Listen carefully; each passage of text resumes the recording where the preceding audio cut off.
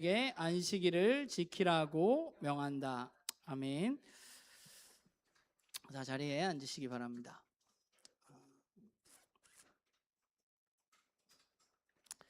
제가 예전에 이 얘기 한번 했던 적이 있는 것 같기는 한데 다시 한번 하면, 예전에 한 부흥회 강사로 오셨던 부흥사가 안식일을 거룩히 지켜야 한다라는 이 말씀, 주님의 명령이다 라는 말씀에 근거해서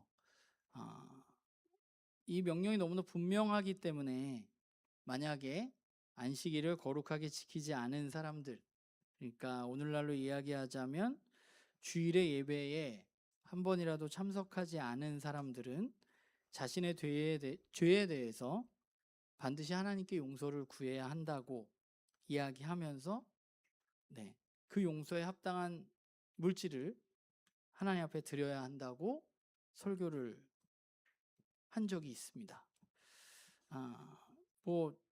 말도 안 되는 이야기 같기도 하고 또 맞는 이야기 같기도 한데, 그런데 놀라운 것은 부흥회니까 여러 날 할 거 아니에요. 근데 이 이야기를 하고 난 그 다음 날 정말 엄청난 양의 헌금이 들어왔다는 거죠. 주일의 예배에 빠진 횟수를 막 기억해내고, 거기에 일정 금액, 내가 이걸 용서받으려면 얼마를 해야 할까, 일정 금액을 곱해서 말도 안 되는 헌금이 실제로 들어왔습니다. 사람들은 이런 말씀을 들으면 에이 정말 뭐 그럴까, 그걸 돈을 내가지고 헌금을 내서 용서를 받는 게 말이 되나 라고 생각은 하지만, 결국 뭔가 불안한 마음 때문에 헌금을 합니다. 왜 그러면 그 사람들이 그랬을까? 왜 그 사람들은 그렇게 많은 헌금을 냈을까? 제가 아는 지체들도 막 내가지고 제가 뭐라고 했는데 말도 안 되는 금액을 냈길래. 가장 큰 이유는 하나님이 주신 율법을 내가 지키지 않으면 그거에 대한 벌을 받는다는 생각을 우리가 하기 때문입니다. 그 율법에 대해서 우리가 어떤 규칙이고, 하나님이 이걸 우리에게 주셨는데 이 명령을 어기면 내가 그거에 대한 벌을 받게 될 것이라고 우리는 이 율법을, 이 규칙들을 생각하기 때문에 그래요. 이것이 율법이라는 것을 대하는 많은 그리스도인들의 삶의 태도이고 생각입니다. 그래서 율법은 우리들에게 조금은 불편하기도 합니다. 왜냐하면 내 행동을 제약하는 부분들이 있기 때문입니다. 사실 십계명에 나오는 다른 계명들 뒤에 있는 거, 도둑질하지 말라, 뭐 부모를 공경하라는 잘 눈에 보이지 않으니까, 살인하지 말라, 이건 너무 내가 안 지킬 수 있는 거잖아요. 우리가 법적으로도 그러면 안 되고.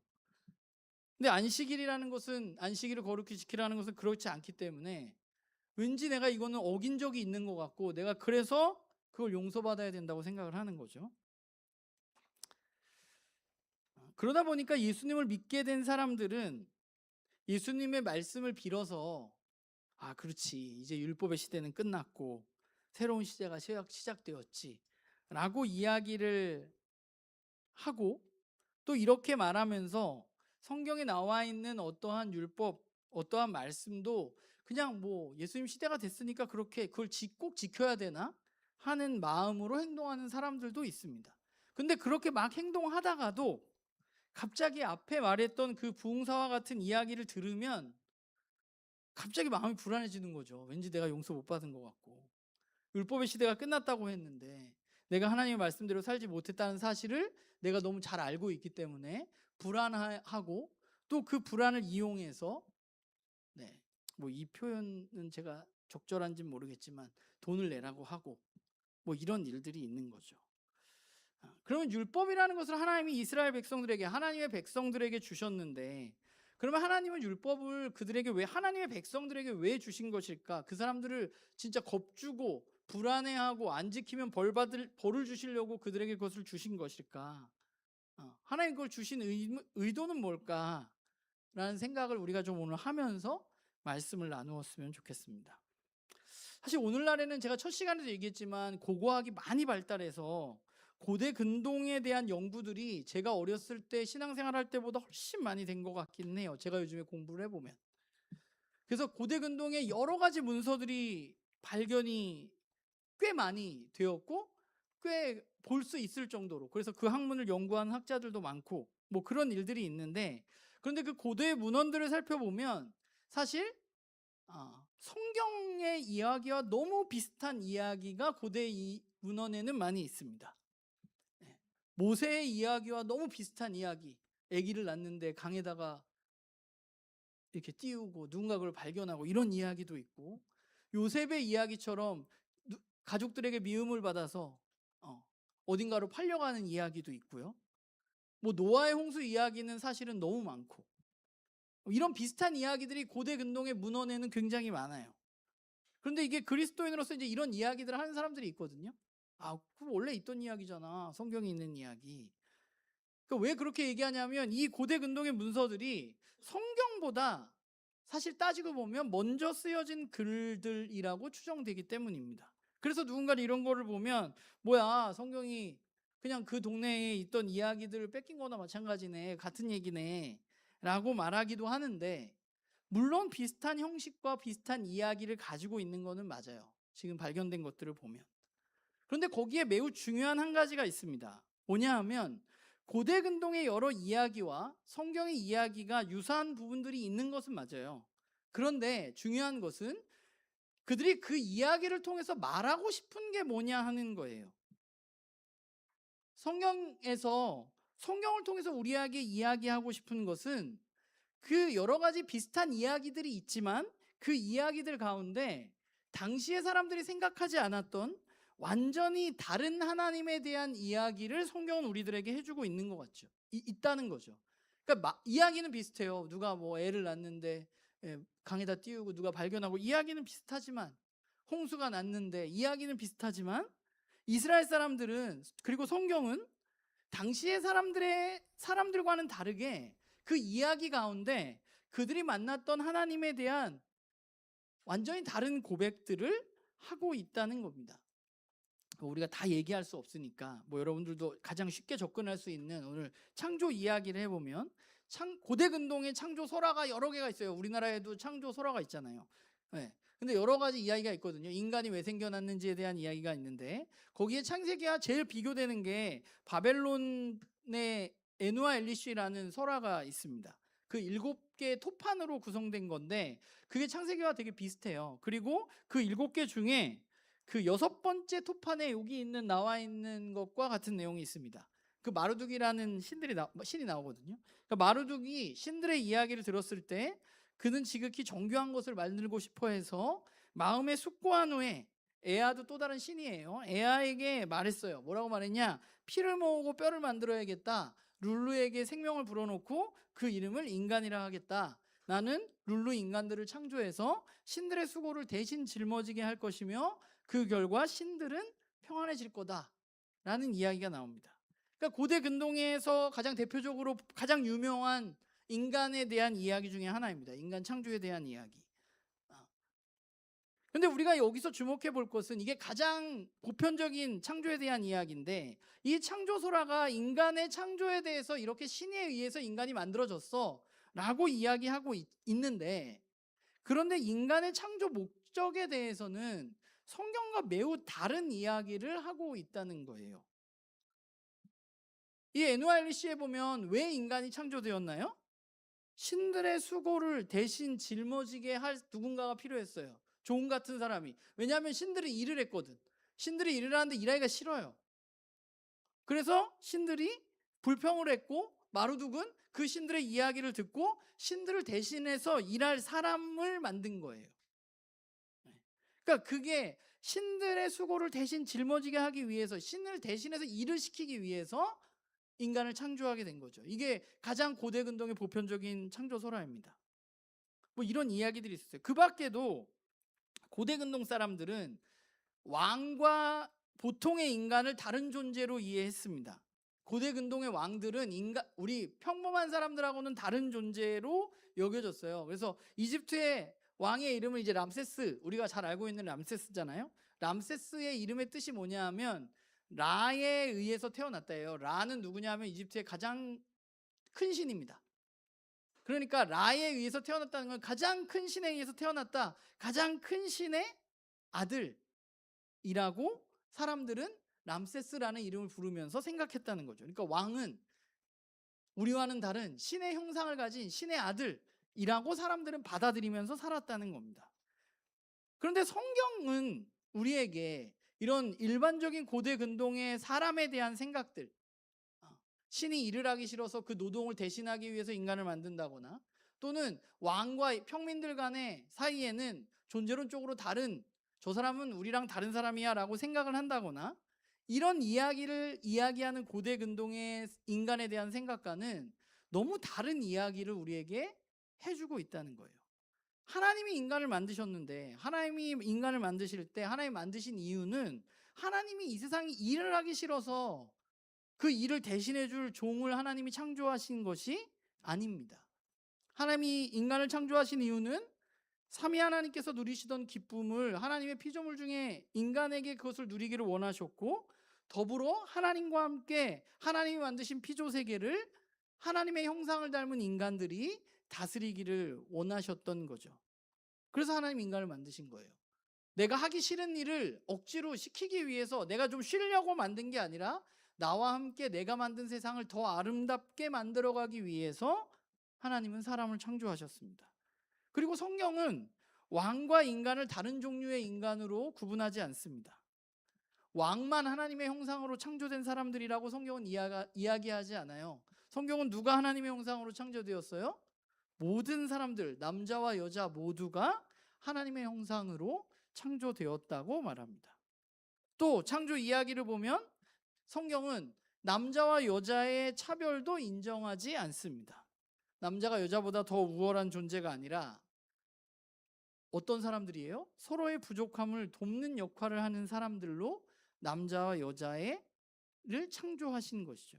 그러니까 성경이 말하는 하나님은 사실 당시 고대 근동 사람들이 일반적으로 생각하고 있는 이야기와는 전혀 다른 이야기를 하시고 전혀 다른 생각으로 이 땅 가운데 계신 유일한 하나님이셨던 거예요. 다른 신들의 이야기 또는 세상의 일반적인 이야기와 같이 이것과는 완전히 구별되어지는 다른 신의 이야기가 바로 이스라엘의 하나님의 이야기입니다. 그래서 다른 신들과 또는 세상의 일반적인 생각과 가치와 완전히 구별되는 하나님의 속성을 이야기할 때 성경은 뭐라고 말하냐 하면 거룩하다고 말하는 거죠.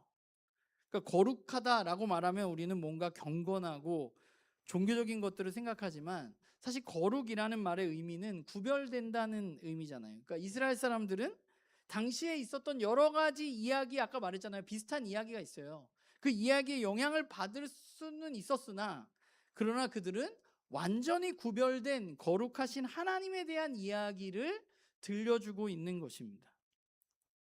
그러니까 이스라엘 백성들은 자신들이 믿는 하나님이 당시 고대 근동의 여러 다른 신들이나 또는 일반적으로 통용되어지던 여러 가지 생각들과는 완전히 다른 유일하신 하나님이시라는 것을 받아들인 사람들이고 그 하나님을 따라서 살아가는 사람들이었던 거예요. 그리고 하나님은 그것을 이스라엘 민족들에게 알려주고 싶었던 겁니다. 그래서 그들이 하나님을 고백할 때 특별히 당시의 사람들과는 완전히 다른, 특별히 구분되는 게 뭐냐 하면 사람에 대한 생각에 대해서, 사람에 대한 이해에 대해서 그들은 완전히 다른 생각을 가지고 있었어요. 아까 말한 대로 하나님이 신분이나 성별로 인해서 어떤 차별도 주시는 분이 아니라는 사실을 그들은 믿고 있어. 이 말은 뭐예요? 하나님 앞에서 우리는 모두가 평등하다는 거예요. 왕만이 아니라 모두가 하나님의 형상으로 창조되었다는 것입니다. 그리고 인간이 신의 일을 대신해 주는 종이 아니라 하나님과 같은 모습으로 이 땅을 다스리고 살아가는 하나님의 형상들이라고 그들은 믿었던 겁니다. 그래서 이스라엘 사람들에게 노동은 하기 싫은 일을 억지로 하는, 신들도 하기 싫은 그 일을 억지로 하는 것이 아니라 이스라엘 사람들의 노동과는 뭐예요? 우리를 만드신 하나님께서도 6일 동안 열심히 일하셨기 때문에 우리도 그 형상으로 지음받은 우리들도 하나님을 따라서 우리도 열심히 노동한다고 생각했던 사람들입니다. 그러니까 오늘날 21세기에 우리는 살아가면서 인권이라는 말이 굉장히 일반적이고 또 이것이 우리가 살아가는 세상에서 매우 중요한 가치로 여겨지고 있잖아요. 오늘 우리가 살아가는 세상에서. 근데 사실 고대 근동 사회는 인권이라는 게 그렇게 존재하는 세상은 아니었거든요. 사람을 사고 파는 게 별 문제가 없는 세상이었고, 왕이 사람 한두 명쯤 죽이는 것에 대해서 큰 문제가 일어나는 곳이 아니었습니다. 힘이 있는 사람이 힘이 없는 사람을 자기 마음대로 부리는 게 그냥 당연히 여겨지던 세상이었어요. 우리는 그러면은 이게 인권에 문제가 있는 거 아닙니까? 이렇게 얘기할 수 있지만 당신은 그런 생각을 하는 사람들이 없었다고요. 그런데 놀라운 것은 성경은 이 이야기의 이 책의 처음부터 사람이 얼마나 소중하고 인간의 권리라는 것이 얼마나 귀한 것인지에 대해서 이야기하고 있는 것이죠. 신분에 따라서 차별받아서는 안 되고 남자와 여자가 차별받아서는 안 된다고 성경은 우리에게 말해주고 있는 거예요. 하나님은 그런 분이기 때문에. 하나님은 그 누구보다 저와 여러분 같은 사람들이 사람다운 권리를 누리면서 살아가기를 원하시는 분입니다. 우리의 신분과 우리의 성별과 우리의 경제적인 상태와 상관없이 우리가 그렇게 살아가기를 원하시는 거예요.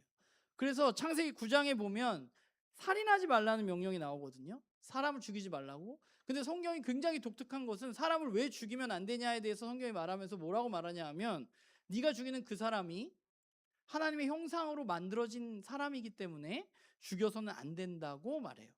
그러니까 오늘날은 인권이 발달했는데 사실 그 인권이 어디서 왔냐 따지고 가다 보면 결국은 성경에서라고밖에 이야기할 수가 없는 부분들이 나와요. 그러니까 어쨌건 하나님은 이 세상을 만드시면서부터 저와 여러분의 삶을 매우 소중하게 여기시고 저와 여러분이 하나님의 형상으로 살아가기를 원하셨다는 거예요. 그러면 그런 생각을 가지고 우리가 오늘 읽은 안식일을 거룩히 지키라는 이 명령도 그런 생각 안에서 우리가 좀 이해할 필요가 있는데, 우리는 안식일을 거룩히 지키라는 이 하나님의 명령에 대해서 좀 오해하고 있는 것 같아요. 말씀을 시작할 때도 잠깐 이야기한 부분과 맞물려 있는데, 또 하나 예를 들어보면 제가 예전에 다니던 교회에는 주일 예배가 3번 있습니다. 1부, 2부, 3부가 있는데요. 그때 한 장로님께서 회사 체육대회가 있어서 일부 예배를 드리고 체육대회를 가셨습니다. 그 체육대회를 열심히 하셨는데 문제는 다리가 부러지셨습니다. 여기서 웃는 분들은 이 다음에 교회에서 어떤 얘기가 나올지 다 알기 때문에 우리가 웃는 거죠. 교회 여기저기서 이런 얘기가 들려오는, 그 장로가 돼가지고 안식일을 거룩히 지켜야지, 3부 대예배 지키고 온전히 지켜야지, 그 1부 예배 후딱 드리고 회사 가가지고 체육대회 하니까 다리가 부러지는 거 아니냐고, 이런 얘기들이 이제 하는 거죠. 그럼 정말 장로님은 안식일을 거룩히 지키지 않아서 다리가 부러진 건가? 진짜 웃음만 나오는 이야기이지만 이게 사람들이 그냥 이렇게 그냥 우리는 웃지만 웃으면서도 우리는 안식일 안 지켜서 그런 거 아니야? 이렇게 막 사업이 잘 되다가 갑자기 내가 주일날 교회를 안 나갔어. 근데 갑자기 막 사업이 잘 안 돼. 주일날 교회를 안 나가서 그런가? 그러니까 여러분 이렇게 생각 안 할 것 같은데 우리 이렇게 생각한다니까요. 그러니까 우리는 안식일을 지키는 거에 대해서 이렇게 생각하는 경우가 너무 많아요. 이건 근데 우리들만의 얘기는 아닌 것 같아요. 왜냐하면 신약 성경에도 보면 바리새인들이 안식일 문제로 예수님과 굉장히 여러 번에 걸쳐서 부딪혔습니다. 그 사람들은 안식일에도 어떤 일을 하지 말아야 한다고 굳게 믿고 그렇게 행동하는 사람들이었어요. 뭐 지금도 그런다고 하는데 전 이스라엘에 안 가봤지만 정통 유대인들은 안식일은 주일은 아니잖아요. 거기는 토요일이니까 우리로 말하면 안식일에 엘리베이터 버튼도 안 누른다는 얘기를 제가 들었어요. 근데 이게 진짜 웃는 게 아니라 진짜 그런다는 얘기를 제가 들었어요. 그러니까 그런 사람들이에요. 근데 예수님은 그런 부분에서 부딪히신 거죠. 그러니까 우리가 이런 문제를 우리가 알기 위해서는 오늘 말씀을 좀 이해할 필요가 있는데, 사실 이 10계명은 성경에 2번 나옵니다. 출애굽기 20장과 신명기 5장에 나오는데 10계명의 기록, 10계명 중에 4계명이 이제 안식일을 거룩히 지키라는 거잖아요. 근데 안식이라는 말은 히브리어 말에 샤바트라는 단어입니다. 근데 이 샤바트가 무슨 뜻이냐 하면 멈추다, 중단하다라는 의미예요. 그러니까 하나님은 이스라엘 민족에게 뭐라고 말했냐면 7째 날 되는 날에 너희들이 안식해라 라고 말했어요. 안식하라는 건 뭐예요? 모든 일을 멈춰라 라고 말했어요. 그런데 그러면 왜 하나님은 하나님의 백성에게 일곱째 날에 일을 멈추라고 하셨는지를 아는 게 저는 되게 중요하다고 생각해요. 우선 출애굽기 좀 다르거든요. 출애굽기 20장과 신명기 5장이 좀 내용이 다른데 출애굽기 20장에 보면 이렇게 나와 있어요. 안식일을 기억하여 그날을 거룩하게 지켜라. 너희는 여세 동안 모든 일에 힘써 하라. 여기는 거의 똑같거든요. 그러나 이래 동안 주 너희 하나님의 안식일이니 너희는 어떤 일도 해서는 안 된다. 너희나 너희의 아들이나 딸이나 너희의 남종이나 여종만이 아니라 너희의 집짐승이나 너희의 집에 머무르는 나그네라도 일을 해서는 안 된다. 여기도 비슷해요. 근데 11절이 좀 달라요. 신명기랑 출애굽기는 내가 엿새 동안 하늘과 땅과 바다와 그 안에 있는 모든 것들을 만들고 이래 날에는 쉬었기 때문에, 그렇기 때문에 그날을 나 주가 복주고 그날을 거룩하게 했다라고 말합니다. 안식일에 멈추어야 하는 이유에 대해서 출애굽기는 하나님이 6일 동안 일하시고 일곱째 날에 쉬셨기 때문에 우리도 멈춰야 한다고 말하는 거예요. 하나님이 6일 동안 창조 사역을 하셨고 7일에 쉬셨습니다. 일을 안 하셨습니다. 그리고 그날을 복주시고 거룩하게 구별하셨습니다. 하나님이 왜 쉬셨는지는 잘 모르겠어요. 성경이 우리에게 이야기하지 않으니까. 그런데 분명한 것은 하나님이 일곱째 날을 구별했다는 거예요. 복주시고 구별했어요. 우리는 5일째 시대에 살고 있지만 당시 사람들은, 하나님을 알지 못하는 사람들은 7일 동안 멈추지 않았습니다. 계속 일했어요. 그런데 하나님 뭐라고 말하는 거예요? 멈추라고 말해요. 저는 이 멈춤이 물론 우리를 세상과 구별하게 하는 매우 중요한 요소라고 저는 생각하거든요. 하나님의 백성이. 그것뿐만 아니라 저는 이 멈춤이 하나님이 인간을 향한 어떤 사랑, 우리를 향한 멈춤이라는 생각을 하게 돼요. 제가 그걸 언제 느꼈냐 하면, 뭐 아시는 분들은 아시지만 제가 목사가 되기 전에 원래 조경회사를 다녔잖아요. 조경회사를 다녔는데, 조경회사는 제가 현장에서 이제 나무를 심었는데, 조경회사는 언제 쉬는 날이냐? 언제 쉬는 날이에요? 비 오는 날이 쉬는 날입니다. 그럼 비가 안 오면 어떻게 돼요? 봄이나 가을 좋은 때는 비가 안 오면 어떤 일이 일어나느냐? 안 쉬어요. 못 쉬어. 왜냐하면 공기가 있고 빨리 끝내야 하기 때문에 비가 언제 올지 모르잖아요. 그러니까 비가 오기 전에 빨리 해야 돼요. 그래서 제가 최고로 많이 해본 날이 3주 동안 비가 안 와가지고, 뭐 밤에만 오거나 이래가지고 하루도 못 쉬고 근무를 했던 적이 있어요. 물론 제가 교회를 열심히 다니는 거 우리 부장님이 알기 때문에 제가 인상을 엄청 긁고 있으면 이제 그럼 알았어, 빨리 교회 갔다 와, 이래가지고 이제 예배는 드리고 왔지만, 예. 근데 그렇게 일을 한 적이 있는데 3주 동안 일을 하면 사람이 어떻게 되냐면 사람이 망가져요. 예. 이게 몸 상태가 내 몸이 아닌 것 같고 쉽지가 않아요. 저는 이 하나님의 멈춤이, 저는 우리를 향한 쉼이라고 생각합니다. 우리가 우리의 삶을 올바로 살기 위해서 우리는 잠시 멈출 필요가 있어요. 이 세상의 시스템을 거부하고 멈춰서 우리는 잠시 쉼을 누릴 필요가 있습니다. 그리고 두 번째, 이게 첫 번째 의미라면 두 번째 의미는 이거 아니군요. 네, 오늘 우리가 읽은 말씀인데, 그러나 이래 동안 주 너희 하나님의 안식일이니 너희는 어떤 일도 해서는 안 된다. 너나 너의 아들이나 딸이나 너의 남종이나 여종뿐만 아니라 너희의 소나 낙이나 그 밖의 모든 집짐승이나 너희의 집안에 머무르는 식객이라도 일을 해서는 안 된다. 너희의 남종이나 여종도 너와 똑같이 쉬게 하여야 한다 라고 말해요. 신명기 5장에서는 앞에 거랑 비슷한데, 그런데 이 제가 다른 색으로 쓴 너희의 남종이나 여종들도 너와 똑같이 쉬어야 한다라는 것을 우리가 읽는 성경에는 개역개정도 그렇고 세번역도 그렇고 명령형으로 이야기를 했는데, 사실 시브리어 원문에 보면 여기에 하나가 들어가 있는데, 뭐가 들어갔냐면 뭐뭐 하기 위해서라는 말이 들어가 있어요. 그런 접속사가 들어가 있어요. 그러니까 하나님이 안식을 말씀하시면서 안식하라고 말씀하신 이유는 뭐냐 하면, 너와 너의 남종과 여종이 쉬기 위해서 너는 멈춰야 된다고 말하고 있는 거죠. 이 말씀에서 너는 분명히 남종과 여종을 소유하고 있는 주인을 의미하는 걸 겁니다. 주인이 일을 멈춰야 하는 이유는 종들에게 쉼을 주기 위해서입니다. 나와 함께 하는 사람들에게도 쉼을 주기 위해서. 14절에 나와 있는 것처럼 어떻게 쉬냐? 주인과 똑같이, 너와 똑같이 쉴 수 있도록 해줘야 된다는 거예요. 그러면서 신명기 5장에 출애굽기에 없는 그 다음 절 15절을 보면 무슨 얘기가 나오냐면, 출애굽기에는 창조에 대한 이야기가 나왔다면 신명기 오늘 말씀에는 이집트에서 종살이를 기억하라는 말이 나와요. 하나님이 이스라엘 사람들한테 너희들이 이집트에서 종살이 했던 거 기억해, 내가 너희들을 구출해 줬잖아 라고 말합니다. 원래 이스라엘 사람들은 이집트에서 노예였습니다. 노예였기 때문에 그들은 쉼을 누릴 수 없었습니다. 그들의 주인이었던 바로가 시키는 대로 매일 일해야 했습니다. 그래서 출애굽기 2장에 보면 이렇게 말합니다. 이스라엘 사람들이 계속 일을 한 거예요. 세월이 많이 흘러서 이집트 왕이 죽었다. 이스라엘 자손이 고된 일 때문에 탄식하며 부르짖으니 고된 일 때문에 부르짖는 소지가 하나님께 이르렀다라고 말합니다. 이스라엘 사람들은 어떤 사람들이에요? 종으로 고된 일을 하던 사람들이에요. 쉬지 못하고. 쉬지 못하는 종들의 탄식, 그것을 하나님께서 들으시고 그들을 구출해 내신 겁니다. 그러니까 이스라엘 사람들은 뭘 기억하느냐? 그때를 기억해야 돼요.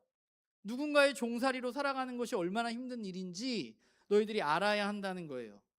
그걸 알기 때문에 7일째 되는 일에 너는 일을 멈춰야 돼요. 왜냐하면 너의 종들도 힘들 거기 때문에, 너의 가축도 힘들 거기 때문에 그들에게 쉼을 주어야 한다고 말합니다. 그러니까 고대 근동에 지금까지 이런 신은 없었습니다. 하나님은 세상과 구별되시는 거룩하신 하나님입니다. 하나님은 나와 또 우리와 함께하는 모든 이들, 심지어 사회적인 약자들까지도 쉼이 필요하다는 사실을 알고 계셨고, 또 우리도 잠시 멈추어서 쉬라고 말씀하시는 거죠. 성경을 보면 안식을 이야기하면 항상 어떤 말이 나오냐면 거룩이라는 말과 함께 나오거든요. 그러니까 하나님은 안식일을 지키는 것에 대해서 세상과 구별되는 거룩한 일이라고 말씀을 하세요. 안식일을 지키는 것이 우리가 세상과 구별되는 일입니다. 물론 우리는 주 5일째에 살아가고, 또 우리는 주일에 일을 해야만 하는 사람들도 여전히 존재합니다. 그것이 우리가 살아가는 세상이에요. 고대 근동과는 다르게. 우리는 법적으로 5일만 일하도록 회사는 보장을 받고 있는 사람들입니다. 그러면 우리는 쉴 수 있는 사람들이잖아요. 일주일 중에 이틀은.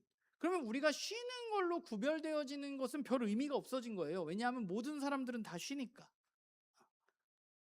그런데 우리가 그 쉼을 누릴 수 있는지는 모르지만, 우리는 그 쉼 가운데 정말 이 세상이 돌아가고 있는 그 각박한 시스템, 그 가운데서 우리는 진짜 쉼을 누리고 있느냐는 거죠.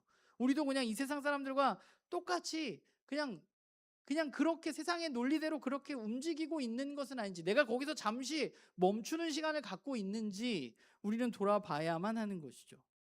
오늘날의 안식일의 멈춤은 분명히 단순히 그냥 하루 일하지 않고 쉰다는 의미는 아닌 것 같아요. 그걸 훨씬 넘어서는 겁니다.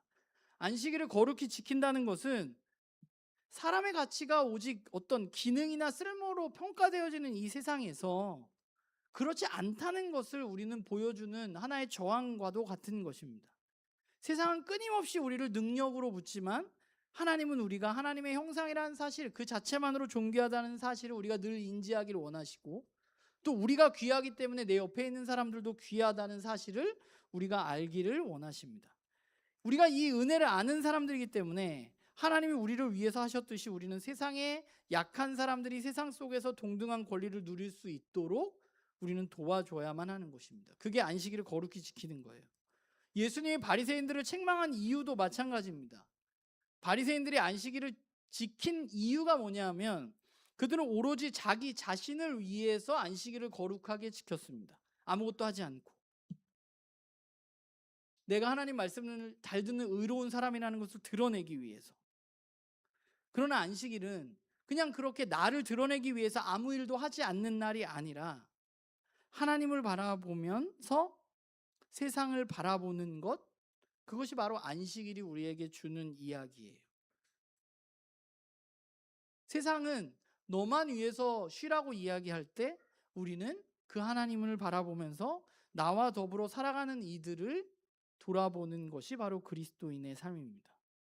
우리가 기억해야 할 것은 안식일을 거룩히 지키라고 하신 이유를 우리는 기억해야 합니다. 그 이유가 아무것도 하지 않는 날이 아니라 하나님을 기억하고 세상의 사람들을 바라보고 그들을 생명으로 살리는 일에 우리가 동참하라고 하나님 우리에게 안식일을 주신 거예요.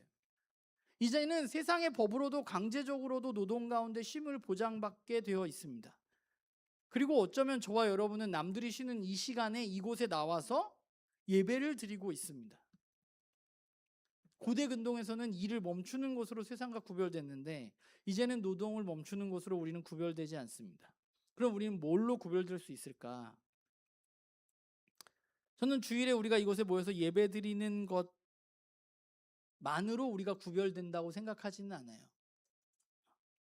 그러나 이 예배는 우리에게 매우 중요합니다. 왜냐하면 우리가 이 세상에서 구별될 수 있는 힘을 이 예배를 통해서 우리는 얻을 수 있기 때문입니다. 우리는 예배를 통해서 하나님과 온전한 관계를 누려야만 하고, 우리는 주님 안에서 이 예배를 통해서 이곳에서 충분한 쉼과 행복과 기쁨을 누려야만 합니다. 제가 그때 조경에서 다닐 때 저희 부장님이 주일 월요일을 엄청 싫어했어요. 왜냐하면 제가 주일날 교회를 갔다 오면은 얘가 상태가 쉬라고, 이제 나중에 제가 하도 뭐라 그러니까 주일날 일을 잘 안 했거든요. 쉬었는데 얘가 더 피곤해하는 거야. 주일날 교회에서 너무 힘들어가지고. 저는 여러분들이 그러지 않았으면 좋겠어요. 여러분들이 주일의 이 예배 가운데, 여러분들의 모임 가운데 하나님 안에서 진정한 평안과 쉼과 기쁨을 누리기를 간절히 소망합니다. 그렇게 우리는 이 예배를 통해서 하나님과 수직적으로 연결되어져야만 하고, 우리가 이 한 주를 살아갈 때 수평적으로 여러분의 일터에서 여러분의 사람들과 연결되어져서 오늘 이 시간에 우리가 누린 기쁨과 감사의 삶을 살아가고, 또 내 주변에 있는 이들 가운데 힘든 이들을 돌보는 일에 우리는 동참해야만 하는 것이죠. 그게 하나님이 우리에게 안식일을 주신 이유이고, 우리가 오늘 이 세상에서 안식으로 구별될 수 있는 것입니다.